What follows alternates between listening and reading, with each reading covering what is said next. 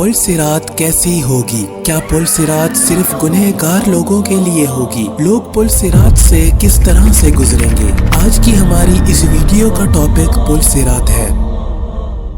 बिस्मिल्लाहिर्रहमानिर्रहीम। अस्सलामु अलैकुम। नाज़रीन, दोज़ख की पुष्ट पर एक पुल कायम किया जाएगा जो तलवार की धार से भी ज्यादा तेज होगी और बाल से भी ज्यादा बारीक।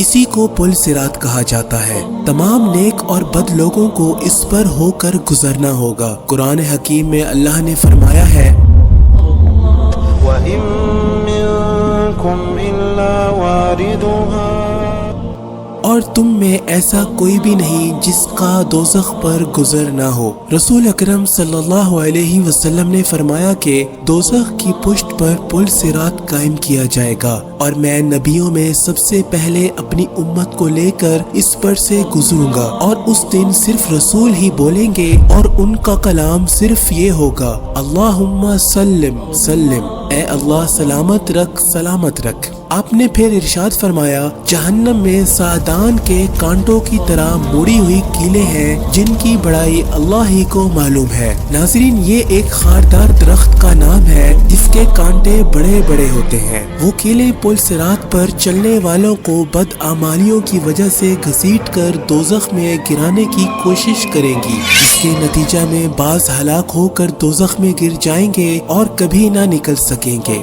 ये काफिर होंगे और बाज कटा कर दोज़ख में गिरेंगे और फिर निजात पा जाएंगे। ये फासिक होंगे। दूसरी रवायत में है कि बाज मोमिन पलक झपकने में गुजर जाएंगे और बाज बिजली की तरह जल्दी से गुजर जाएंगे और बाज हवा की तरह और बाज तेज घोड़ों और ऊंटों की तरह। इन रफ्तारों में बाज सलामती के साथ निजात पा जाएंगे और बाज कीलों से छिल छिला कर छूट जाएंगे और बाज दोज़ख में ऊंधे धकेल दिए जाएंगे। हजरत काब रज़ी अल्लाहु अन्हु फरमाते थे कि जहन्नम अपनी पुष्ट पर तमाम लोगों को जमा लेगा। जब सब नेक व बद जमा हो जाएंगे तो अल्लाह जल्ला शानहू का इरशाद होगा, तू अपनों को पकड़ ले, जन्नतियों को छोड़ दे। चुनाचे जहन्नम बुरों का निवाला कर जाएगा जिनको वो इस तरह पहचानता होगा जैसे तुम अपनी औलाद को पहचानते हो, बल्कि इससे भी ज्यादा। नाज़रीन, हासिल ये है कि जन्नत वाले पार होकर